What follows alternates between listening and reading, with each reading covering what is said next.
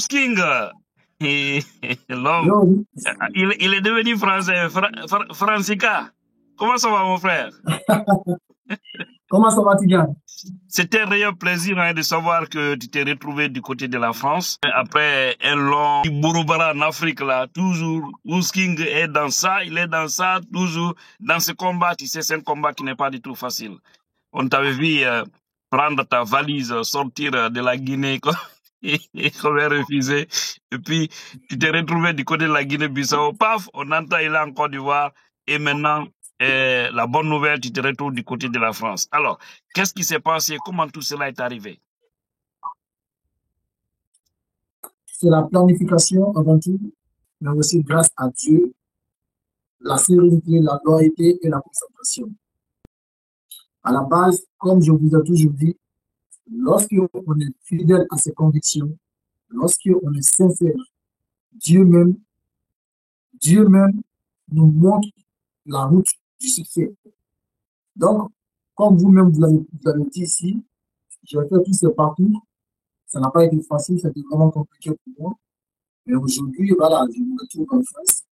Voilà. À la base, aussi il n'y a pas n'importe qui, moi je l'ai toujours dit, voilà. Il n'y a pas un pays où je ne vais pas mettre pied.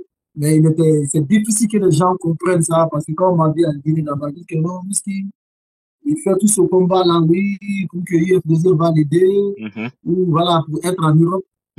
Mais moi, j'avais mes convictions, j'avais mon plan. Et moi, je sais que l'Europe, les autres pays, nos amis étaient mis pour moi dans la mesure où je ne me bats dans la toiture, dans la mesure où j'ai mon plan, j'ai une stratégie, tout. Aujourd'hui, je me retrouve en Europe.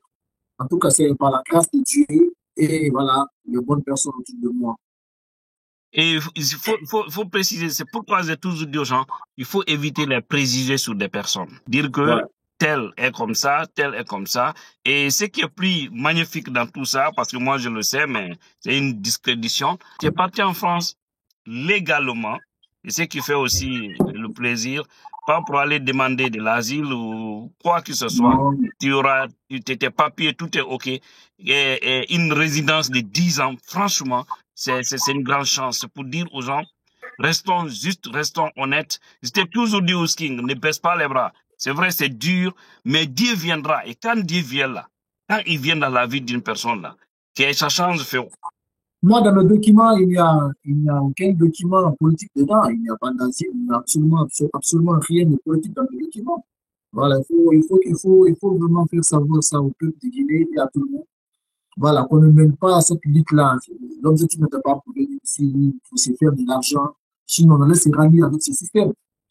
Déjà, même moi, mes documents étaient bloqués en Guinée. Il n'y a pas ceux qui n'ont pas dit pour que je me rallie au système, afin que je vienne faire mes interviews, tous mes papiers en Guinée.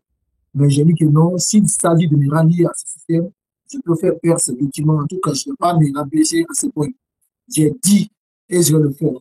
Donc, pour une question de visa, en fait, moi, je me dis, rien ne vaut plus que la parole divine. Lorsque tu donnes ta parole, sois à la hauteur de ce que tu as dit. Comparativement aujourd'hui aux gens qui courent vers la soupe à cause des petites miettes, je les ai toujours dit, votre parole là, même si on vous donne des milliards, ça ne vaut pas le prix de votre honneur. Donc, moi, pour une question de visa, je même laissé tomber le visa, j'avais commencé à m'installer, prendre ma vie au sérieux et tout. Mais vu que Dieu est grand, il est juste par rapport à notre cœur. Donc, à la dernière minute, Dieu a fait sa grâce et tout ça a bien basculé à mon côté. Oui, effectivement, je me rappelle parce que certains, comme ils avaient compris qu'il y avait un programme de visa et le programme était à l'ambassade de la France du côté de la Guinée, ils t'ont dit, il faut te rallier, on va t'aider à rentrer en Guinée, tu vas faire ton interview, tout va bien se passer. Mais heureusement, grâce à des bonnes volontés qu'on va pas citer ici, et un avocat a été trouvé, paf, tout a été réglé et le dossier a été transféré en Côte d'Ivoire. Dieu merci, le gars, il a son visa. Et tout ça, c'est parce que il fait un combat juste, il fait un combat noble. Dieu a dit, on ne va pas te laisser tomber. Et les gens qui suivent la manipulation, le mensonge, l'argent, ils doivent aussi penser à leurs enfants, hein. Savoir que demain, là, leurs enfants, quand les gens vont les voir, là, ils vont dire, ah, c'est le père de tel, le papa de ce dernier. C'est un vrai faux type. C'est des gens-là qui ont trahi ce pays, ils ont subi le mensonge. C'est très honteux, au fait.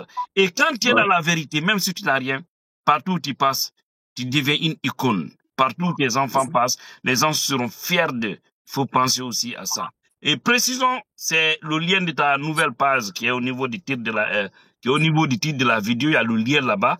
Et ceux qui me suivent sur YouTube n'ont qu'à aller au niveau de la description. Ils vont trouver le lien de ta nouvelle page parce que tu as perdu ta première page qui avait vraiment plus de 200 000 abonnés. Et un beau jour, tu as perdu ton compte personnel et là, tu n'as plus accès à ta page. Ta page est en train de courir là-bas, elle est climpée là. Parce que, sauf faire qui est quoi, en fait. Il n'y a personne pour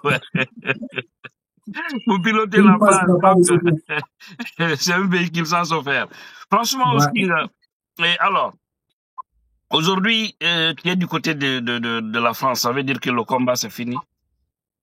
Non, le combat n'a même pas commencé. Je vous dis que nous vivons dans ce combat et nous allons réussir dans ce combat, faire réussir nos enfants dans ce combat et aussi mourir dans ce combat. Vous savez, les gens pensent que mener ce combat, quand tu mènes ce combat, tu ne peux pas réussir. Non, tu peux mener ce combat, tu réussis ta vie aussi. Ça dépend de ta conviction, ça dépend de tes idéologies. Voilà, donc le combat va continuer. Toujours, voilà, ça va continuer. Mais ça ne va pas impacter notre réussite, ça ne va pas impacter notre carrière. Il faut aussi c'est là où d'ailleurs tu peux réussir de plus parce que tant que tu reproches de rien, mon frère, dis-toi que tu es béni. Voilà. Alors, Ousking, quel est le mot de la fin ici avant qu'on ne se quitte? Nul ne se fait comme ça. Il y a toujours une main derrière qui nous pousse. En tout cas, je tiens à remercier certains militants de l'IFDC. Vrai que ce n'est pas l'IFDC qui m'a donné le visa. Ce n'est pas un visa politique que moi qui m'a envoyé ça. Non. Et les documents qui seront avec moi, ce ne seront pas des documents liés à la politique, comparativement à beaucoup de gens qui se battent pour avoir des documents politiques en Europe. Moi, ce n'est pas la même chose. Mais il faut reconnaître qu'il y a eu des militants de l'IFDC qui sont donnés corps et âme financièrement pour que les choses marchent pour moi, pour le visa. Il faut le reconnaître, il faut saluer. Quand quelqu'un te fait du bien, il faut reconnaître qu'il faut dire. Voilà, ils m'ont soutenu financièrement.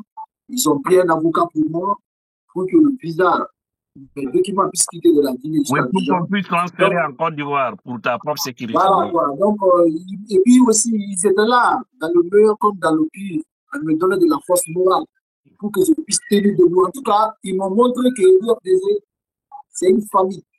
Et pour cela, je serai redevable jusqu'à la fin de ma vie.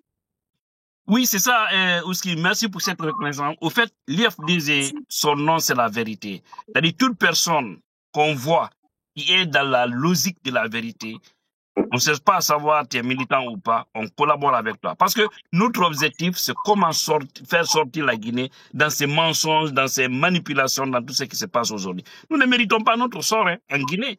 Mais comme les Guinéens aussi, peut-être, ils ont signé un contrat avec la souffrance, que la démagogie... Mais c'est ça, hein.